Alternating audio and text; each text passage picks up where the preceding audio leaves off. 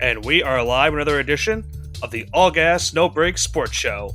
I am one of your co-hosts, Nicholas Pavona, joined alongside, as always, by my co-host, Andrew Johnson. And Johnson, 11 weeks now into the NFL season. It's crazy to think that we are 11 weeks into this NFL year, and the playoff picture for the AFC and the NFC is starting to get a little bit more clear. That the next couple of weeks we'll find out who exactly will make the postseason at the end of the year. But going into week number 12, a lot took place in week number 11 that we're going to break down just a little bit.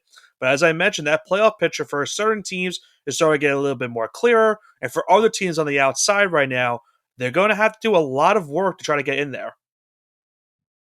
So, Nick, I'm going to start this show by posing a question to you.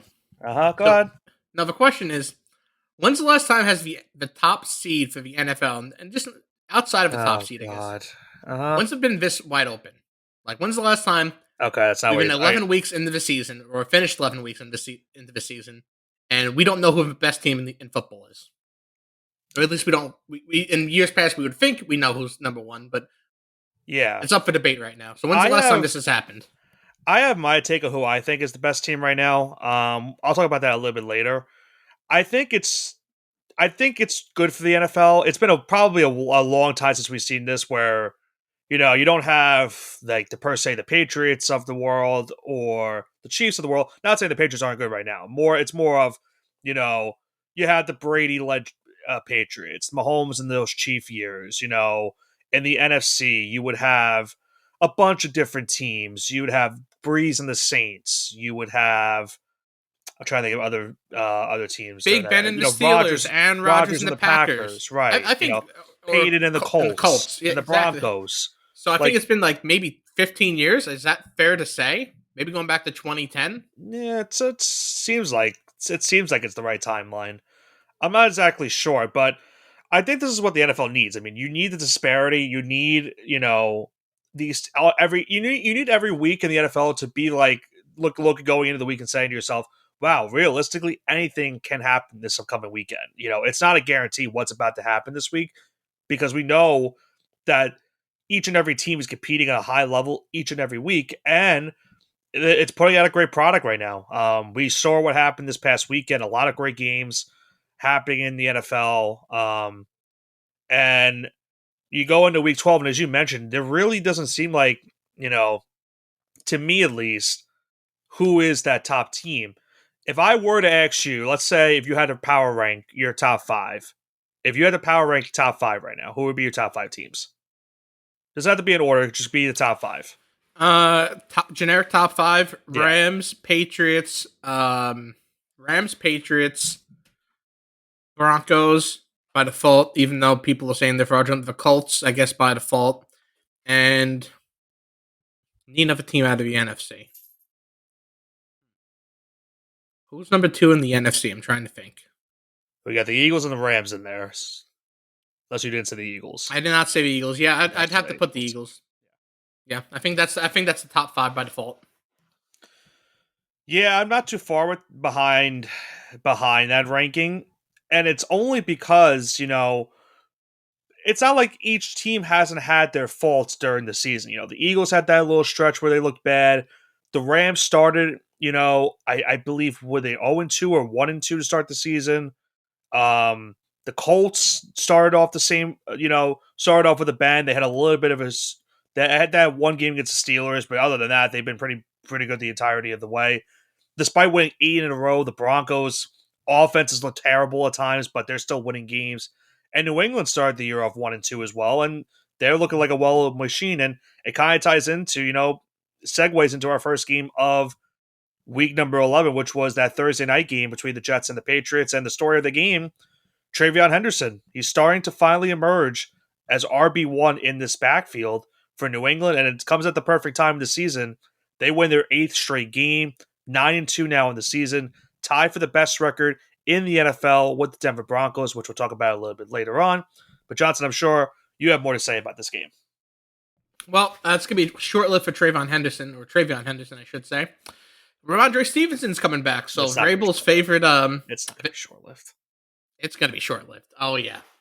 He's going back in the Jonas Gray doghouse because Mike Vrabel has determined that Ramondre is his guy, and the only reason why it was exposed that he shouldn't be the guy is because he got injured. So Vrabel proved me wrong. But yeah, the Patriots have been playing really great. I thought the Jets were going to cover this game, but always so Almost did. close, but yet so far away. So yeah, but the Patriots are playing really good football, and the um, the only thing I could kind of say is that the main criticism of Drake May is he hasn't had a 300-yard passing game. But he Yeah, but you leads don't the need to throw NFL. 300 yards to win. Yeah, he hasn't been needing to throw 300 yards to win. That's the main criticism of him right now, despite leading the NFL in passing yards. So I'm not really sure. No, it just shows how good the team is. The defense is playing solid. The run game has gotten involved heavily the last couple weeks. Stephon Diggs actually showed up in this game, had a very nice outing in this one. And I think that's just it. I think this team is just, they're playing to the strength of their schedule. It's something that you and I talked about at the beginning of the season. 9-2 record. And the remaining schedule is very favorable still. Bengals upcoming this weekend with no Jamar Chase after his suspension. You have the Giants the week after that. Then you play the Bills, Baltimore. So those will be two tough games. And then you round out the year with the Jets and the Dolphins. So The there's one there's thing, four there's four wins and maybe even more on the schedule for New England. one thing I will say about this, not about New England, but just in general, when I talk about passing yards, I think quarterback play has taken a really sharp decline over the last couple of years. The writing was on the wall when Tom Brady was still top quarterback in the league when he was like 45 years old. So, Well, you and got to remember. these guys, there's no one. Listen, I know no one can be compared to Brady, Patrick Mahomes, but uh, yeah, I mean, listen, it wasn't me. It was the entire media and social media to ignore him as the next Tom Brady. So it was But never me. But what my point was going to say, I think I know where you're going with it. I think the only reason that we're in a different age of football where not everyone's a gunslinger. These quarterbacks are all mobile now. Like everybody can run in the NFL. Like every single quarterback. yeah, I know they could run, but I like, don't think there is one. I'm having trouble thinking of a team that has a gunslinger like that. I think every single quarterback in the NFL had, like, maybe the Rams. It's probably the Rams. It's the only team that I can think of that doesn't have a running QB. And Stafford will run here and there, but not very often. Like every quarterback can run in the NFL now. That's why you're not seeing big passing yard yeah, numbers. I know. I listen. I know they could run, and it's a part of a game now, but I don't know, man. Like the 400 or 500 yards on the ground, it's whatever. It's just I don't. I think there's still a I don't know. There's a lack of amazement when it comes to that. You know what I mean? Because you used to have the deep balls from Breeze and Rogers and Brady and Big Ben, and you had all these guys and Peyton, of course.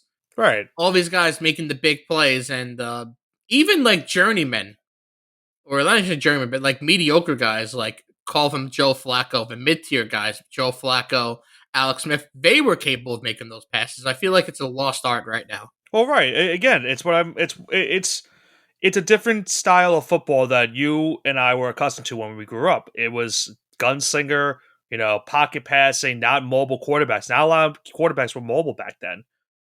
Like it was very rare to find a mobile quarterback. And I'm going to make a petition to bring back the West Coast offense. I mean, yeah, I'm trying to think of who would be synonymous with that. Is that North Turner? I want to say that's North Turner. I don't remember. Yeah, you could if you want to.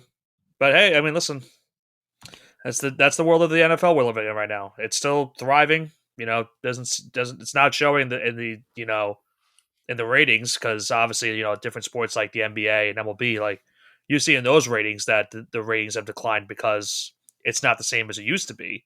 But the NFL, despite some changes to how it's styled, it's still thriving to this day, and it's going to continue to keep thriving. For years I'll and give years to it come. one more season before the ratings start to decline just a tiny bit because I think a lot of people are getting antsy now and they're going to kind of tune in for the rest of the season. But we'll see where it is in a year or two. It just it's the king of sports right now. It just gets so much ratings. It'd be tough to see that. I will say, if you want to get ratings down in the NFL, I mean, keep putting on these international games that really suck. Yeah, that's good. Because the Dolphins Commanders played an absolutely terrible game in Spain. The Dolphins win, so yay. I think the only thing that's bad for them right now is that they're saving McDaniel's job at this point because I don't know if you've seen their schedule the next couple of weeks. they might make things interesting. They really might think things interesting for McDaniel at the end of the year. Saints, I think he's gone Jets. no matter what, but I think he is too, but they have a realistic shot of winning their next two games, which is the Saints and the Jets. Then they go to Pittsburgh, which I don't necessarily think that's a guaranteed win for Pittsburgh at this point. They play the Bengals, who might have Joe Burrow back by that point. Um, who knows if that's a guaranteed win for Cincinnati? And then the Buccaneers and the Patriots at the end of the year. That should be two losses there. But I'm just saying there's a realistic, chance that Miami could win another two in a row and then have a shot in the two games after that. So that's all I'm going to leave to that. I'm going to leave to that. Really, this game really has nothing much more to say. It was just ugly football, lots of chances for both teams, and you know what? You know it wasn't ugly football though, Nick. That Bills Buccaneers game staying in the East right here in the yeah, NFC. It is crazy what a game how many that points are was. scored here. I mean, this was the freest over if I ever saw. I mean, both of these offenses are thriving right now. The defenses are kind of struggling, so it made sense going into this game. Obviously, both quarterbacks made some mistakes in this game. Allen threw two picks. Baker threw a pick. Had a fumble late as well in that game. But you look at the numbers in this one. Look at Sean Tucker, the second year back at Syracuse. 2 rushing touchdowns, 106 yards, and had a receiving touchdown. Great game from him. You had Allen throwing it at multiple different receivers, Tyrell Shavers, using his running backs, James Cook and Ty Johnson out of the backfield. We saw Gabe Davis even get involved in the passing game, which hasn't been said in years for that Buffalo offense. But the Bills need this game. After that really bad loss the week before to Miami, they need this game, especially with the way New England's playing right now. They're trying to keep pace in the AFC East. They get the job done 44-32, the final in this game. They go to, and you look at the schedule for them throughout the remainder of the season. Thursday night, they play the Texans on the road. That should be an interesting game because of how good the Texans defense is. Then you got the Steelers on the road, home against Cincinnati, who might have Burrow back, as I mentioned before, at New England, at Cleveland, home against the Eagles, and then home against the Jets to round out the season. So if they want to win the AFC East and potentially get home field advantage, that is to be determined, but it's going to take a tough road. I think the bigger story right now, Johnson, for this is the Buccaneers are starting to fall a little bit, and they don't really have, after this week, their schedule does lighten up a little bit, but there's a possibility that if they lose this week, there's a possibility they could fall out of first place in the NFC and the NFC South. Well, Nick, not for nothing. The Patriots are already first place in the NFC South, so they went 4-0, so you got to remember that. True. But yeah, the Buccaneers, I think, will be a little bit better. They're facing a lot of injuries. They're using, fifth string running backs and fifth string wide receivers. Yeah. If you get Godwin back, which I don't think he's, sounds like he and he's still Bucky doubtful. are close to returning.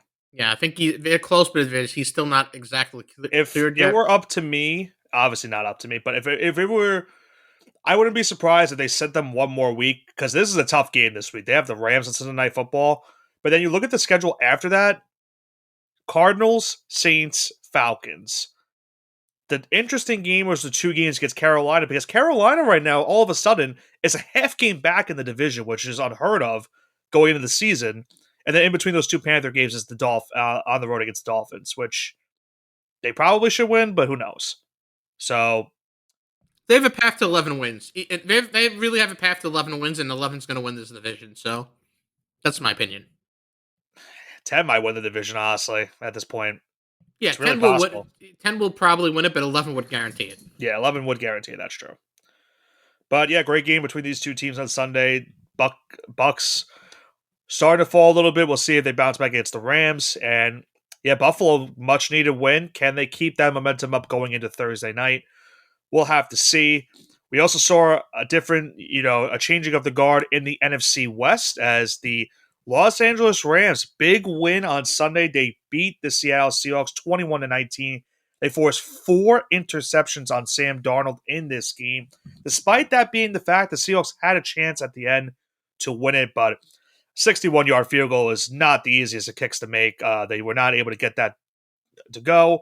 And The Rams get the job done. They move into first place in the NFC West, tied with the Eagles for the best record in the NFC. If not for that blocked field goal earlier in the season, the Rams would be 9-1. You could definitely make the case they should be 10-0 early in the season, but they are 8-2, playing some great football right now. And Matthew Stafford, as we mentioned last week, is playing to an MVP caliber season right now.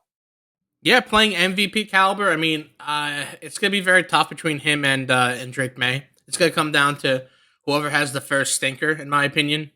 If the Rams are number one seed and the Patriots are the number one seed, it's a different story. But um, I would feel that if it's really close, they're gonna give it to Stafford more of a it's kind of like a lifetime achievement award, if that makes sense.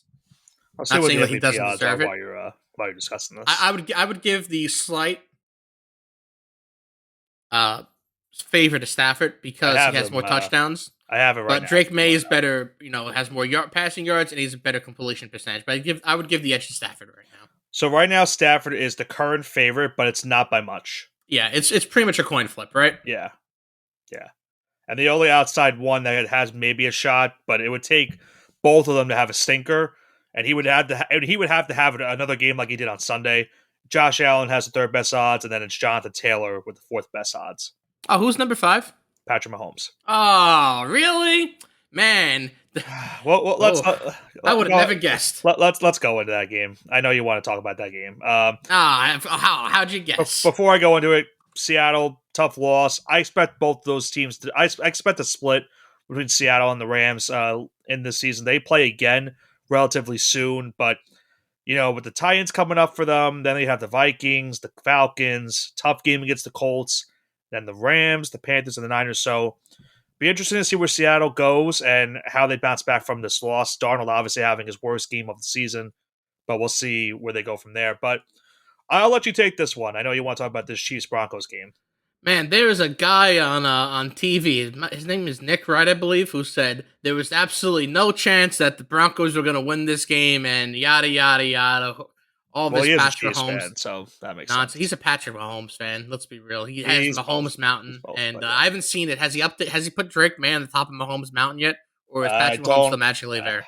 I don't watch Fox Sports 1, so I could not tell you. I don't either, but I do like watching him eat crow a lot. He said he would shave his hair, by the way, if He probably won't. yeah, I'm just saying. But listen, Chiefs are the favorite. The refs are in their pocket. They got all the calls. The Broncos somehow keep on winning games. And I think Sean Payton said it best. The Chiefs are a first half football team. I have not seen any improvement when they go in that locker room at halftime. I haven't seen any life come out of them after that second half. Would you agree, Nick? They're just such a weird team because they look like they were doing great a couple weeks ago offensively. And you know what the thing is? Here's what I'll say. I forgot who said it on Sunday Night Football. And I think it was I want to say it was Devin McCourty. I could be wrong. It was either him or Jason McCourty. It was one of the two. They said it perfectly. This is the exact same Chiefs team that we saw last season. And remember what happened. They were winning all of these games last year. They were 10-0 in one-score games. So they were getting away with this a lot last season. You knew this wasn't going to happen 2 years in a row. There's just no way you could duplicate what you did last season and do it again this season. They're losing all the one-possession games now that they were winning a year ago. And because of that, they're now 5-5. And you know what is crazy about that, though, Nick? Yeah. I said it couldn't last forever and they're going to regress to the mean. This is them regressing to the mean. And the problem is, if you look at the playoff picture right now, their odds are not great right now. Their current odds to make the postseason are 45%. They are currently behind the Texans, who are out or on the outside looking in as well. They're behind the Jaguars, who, if you remember, I'm sure obviously you remember, but they lost to a Monday Night Football earlier in the season. They lost to the Chargers already. They have lost the Buffalo Bills already. So they don't really have a path right now. They lost to the Broncos too. The division pretty much seems out of reach for them at this rate. So their chances of repeating once again, probably unlikely. And if they were to lose this week against the Colts, that might be it. Because looking at it right now, it does say it on NFL.com. If they lose this week to the Colts, their playoff odds are 29%. So it's a must win for the Kansas City this weekend. I think they'll win this game. I can't because the Colts have been cooling down, and something's got to give here. So I think the Colts will. It's gonna be about who wants to win this game more, and I think it's gonna be the Chiefs of the Colts. And but you know what? As a New England fan that really despises the Colts, Jim Irsay is no longer the owner, and the head coach is not the same head coach from Deflategate. He's gone too. It's a new regime there. I don't Ooh. have beef with Jonathan Taylor. Was that I'm trying to remember what that coach was. Was that he's on the McAfee show sometimes. I can't think of his name. I have to look it up. Anyway, I will say one thing. Chuck Pagano. Chuck Pagano. Okay. Yeah. Yes. Good old Chuck. I will say, if you had told me at the beginning of the season, going into week number 12, that both the Chiefs and the next team we're going to talk about, the Lions, were both out of the playoff picture, I would have called you crazy. But that's exactly what's happening right now. If the season ended today, both of those teams would miss the playoffs because the Lions, let's face it, they had so many chances against the Eagles on Sunday Night Football last Sunday, and they just kept missing. A lot of fourth down opportunities, weren't able to capitalize, and they let the game slip away from them in that matchup with Philly, and the Eagles get the win, starting to further cement themselves as the NFC East champions, and right now they're looking at a great opportunity to get that one seed as well in the NFC standings. So, tough loss for Detroit. Yeah, tough loss for Detroit, and maybe the magic is wearing off for Dan Campbell. This could be the beginning of the end for him. It's weird because he took over the play calling because the Lions offense looked bad in that game against the Chiefs, and they've gone 2-2 since that's happened, and it looked good against the Buccaneers. They looked flat out wrong against the Vikings. They looked great against the Commanders, and then they looked just not great against the Eagles. The only guy that showed anything in that game was Jahmyr Gibbs. So I don't know where Detroit goes from here. If you look at their schedule, it's really not easy. I mean, should beat the Giants this coming weekend. You have the Packers on Thanksgiving night. You then play the Cowboys on Sunday. That's also on Thursday night. That's the week following. You're at the Rams, home against the Steelers, at the Vikings, at the Bears to round out the year. So, not an easy schedule for Detroit. There is a realistic chance that they could miss the playoffs entirely this season.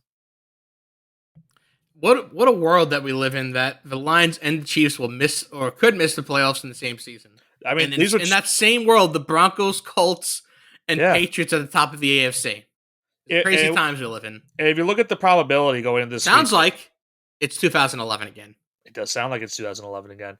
The Lions, if they lose this week, which again, it would be insane if they do lose to the Giants, their odds go down to 56%. So it's getting to a point where it's not must win yet, but they really need to, they can't afford any losses, especially against teams that are not doing great right now. So they need to win this week. They win, their odds go up to 78%, so that does help them. That's probably because of the Packers not really playing the greatest of football right now. So I think that's helping them. And it looks like at this point that the NFC West is going to have 3 teams into the playoffs. I think at the end of the day, you're guaranteed to have either the NFC West or the NFC North is guaranteed to have one of those 2 divisions going to have 3 teams in the playoffs. That's what it looks like at this point. It just comes down to who gets that last wild card. It's going to be a crazy, crazy thing to say. And then we'll round out the week with the Monday night game. Not much you really could say. The Cowboys just beat up on the Raiders. The Raiders they are really bad. Geno Smith, I called it a couple of years. I called it 2 seasons ago, Nick, or was it last season? I said that he was probably done. I think you said last season. Yeah, I said he was probably done halfway through the season. I mean, great revival. Don't get me wrong. He had a great run. Yeah, but I think he's done. It is a shame what they're doing to Ashton Genty right now. 6 carries for 7 yards. Like they can't get him involved in the run game. Well, the offensive line is horrific. It's probably It's bottom 5 offensive line. It's up there with or down there, I should say, with the Chargers. I think it's honestly. I think I'd rather see the Chargers offensive line injured than this offensive line with the Raiders. I think that's how bad it is. I don't know about that. I know I what saw a happened. stat that the Chargers have like the bottom grades at like every single I position know, on their but offensive line. they haven't. But here's the thing: they have an excuse because they're injured. The Yeah, Raiders they're have missing no three excuse. players. Right, the Raiders have no excuse. This was the offensive line they came into the season with. They outside of Colton Miller, their offensive line is horrible, and he's been injured. So it's like they're just a joke. Pete Carroll, I mean, God bless him. I know he wanted to get back into coaching, but man, this has been a rough look for him this season. And they're obviously going to be in the quarterback market coming in this April, whether it's through free agency or the draft. But good luck to either whoever it is, because you don't have an offensive line to build off of right now. It's really bad. Take that from a Giants fan that's seen some horrible offensive line play Gonna for be a tough job. decades. Yeah, yeah. Good luck. Good luck to whatever quarterback has to take over that role. Because it's not going to be Geno Smith, that's for sure. He's done. He's done. And they paid him. Remember, they paid him a lot of money after they traded for him too. Yep. So Yep. yeah, that's gonna be rough. That's gonna be rough. But hopefully, that's something that's not rough. Johnson is us trying to bounce back after last week's NFL slate, which is going into week number 12. Because you and I, yeah, I'll put it lightly, not a great week for us. A week of number 11. Hey, we were pretty good in the primetime games though.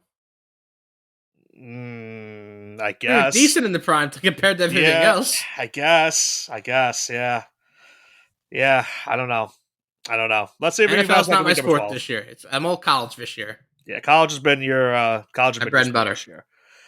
I gotta try to get back over 500 because now I'm under 500 for the NFL too. So I need a good week this week in the NFL. So let's kick it off on Thursday night. We'll start off with the Buffalo Bills at the Houston Texans. The Bills on the road are a 6.5 point favorite, 43.5 the over under. Of course, CJ Stroud going to miss his third straight game after suffering a concussion a few weeks back. Do the Texans have a chance to pull off the upset, Johnson, in this game?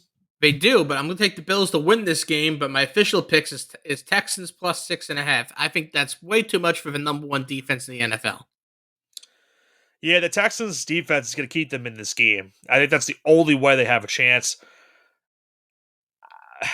Call me crazy. I think you're. I'm gonna go. I'm gonna agree with you on it. I don't like it, but I'm gonna take the Texans to the 6.5. To you know what? No, I'm switching the pick. I'm taking Buffalo. I'm taking Buffalo.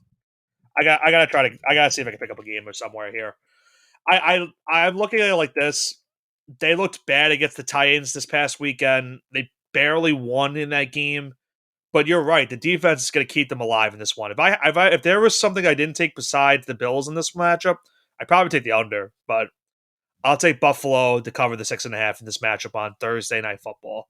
What do we got for this upcoming weekend on Sunday?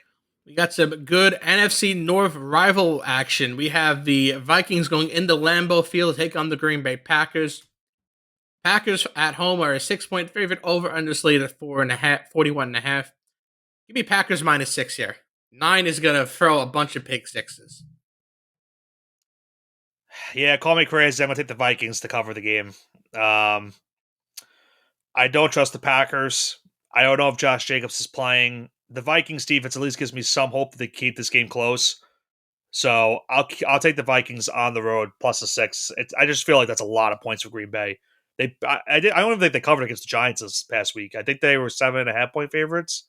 I think they won by 7. So yeah, I don't trust Green Bay to cover games at this point in the season. So I'll take Minnesota to cover the 6 in that matchup.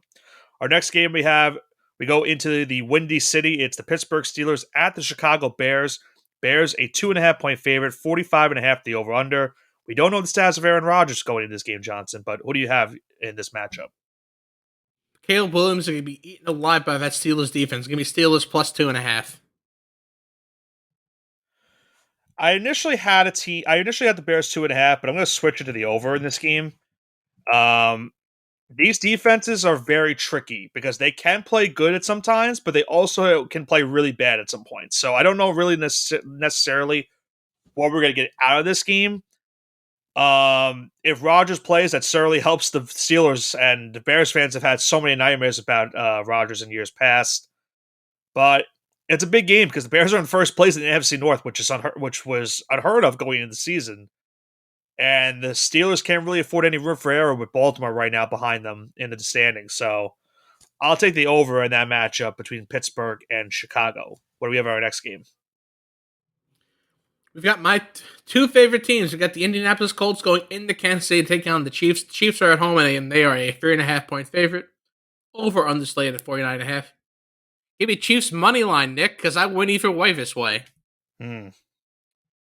Well, you're not wrong. This is a must win for Kansas City. You said it earlier on. They have to win this game because if they lose, their odds are pretty much screwed at this point. Colts are well rested. They're coming off of their bye week, so you would think that should help them. I'm going to go with the under in this game. I think these are two of the best defenses in the NFL, in my opinion. Despite all the guys you have on the field and playmaking wise, the Jonathan Taylors, the Mahomes, the Kelseys, surprisingly the Daniel Jones this season, Michael Pittman's, Rashee Rice's. It's Warren, as well. I think this could be a defensive showdown between these two teams. I think the Chiefs get the job done and win this game, but it won't be a pretty game. I think this will be a low-scoring affair in Kansas City this Sunday. Our next game, Eagles at the Cowboys. Eagles a road favorite of 3.5. The over-under 47.5 for this matchup. Eagles minus 3.5, Nick. The Cowboys don't stand a chance. Well, you know me. If it's a Cowboys game, I'm making one pick and one pick only because I mistakenly did that on Monday night. The over did not hit. I put too much faith in the Raiders. I can trust the Eagles' offense to score points in this game, so I'm taking the over. It's the safest pick anytime you've seen the Cowboys. I think it's only failed once, and that was the last game we just had. I'll take the over this matchup, but I will also take the Eagles minus 3.5. I'll do a double pick in this one. I just don't see how the Eagles don't win this game. In my opinion, now that I say that, they probably lose, but they need their offense to start, firing on all cylinders because they haven't looked good the last couple weeks. So they need this game against Dallas on Sunday. What's our Sunday night game we have this week? We got the Buccaneers at the Rams. The Rams are at home and they are a 7-point favorite. 49.5 is the slated over under. Buccaneers to cover. Give me Bucks plus 7 here. They really need it. If they have Bucky Irving, that would help them a lot. I think it will definitely decrease the number that it's currently at 7. They could have easily covered against Buffalo too on Sunday, and they just faltered at the end. This game it's probably the toughest game I've had to pick for this week. It's probably going to be the game of the week too. Obviously, it's Sunday night. That's not really saying much. I will go with the Buccaneers as well to cover the 7, but I'm not really confident in it. I'm just going to hope that Bucky Irving and Godwin play this week, and that's the reason why I take that Buccaneers plus the 7 in that matchup. In Los Angeles on Sunday night. And then Monday night, it's the Christian McCaffrey Bowl, Johnson. Panthers at the Niners. Niners 7-point favorite, 49.5 the over-under. That's crazy because I'm taking the 49ers minus 7 for obvious reasons. Yeah, Niners minus 7. The Panthers are the weirdest team. They're the weirdest 6-5 team I think I've ever known. Great for them that they're in a playoff position right now, but I don't see how they win this game. I don't see it. Maybe I'm wrong, though. Maybe they pull the upset. Maybe. I guess we'll find out. Yes, we'll find out. But that does it for this week's edition of the Mushing Hour going into week number 12. Johnson, any final thoughts? I see a lot of chatter online about Chiefs fans, complaining about saying Andy Reid is this, Andy Reid is that, and Andy Reid's not the problem. As crazy as that sounds, you hear me say that. It's your quarterback. It's your quarterback. It's not Andy Reid. That's all I'm going to say. And I will leave it at that. That's going to do it for this week's edition of the All Gas No Break Sports Show. Week number 11 in the books. We are getting closer and closer to this year's end of the NFL season as we now head into week number 12. It all gets started on Thursday night. Bills at the Texans on Sunday. You got Vikings and Packers, Steelers and Bears, Colts and Chiefs, Eagles, Cowboys, Buccaneers and Rams. And it all rounds out on Monday Night Football with the Buccaneers and the Rams. We'll recap all of those games next week here on the show. For Nicholas Bavona and Andrew Johnson, this has been the All Gas No Break Sports Show. Have a great rest of your week.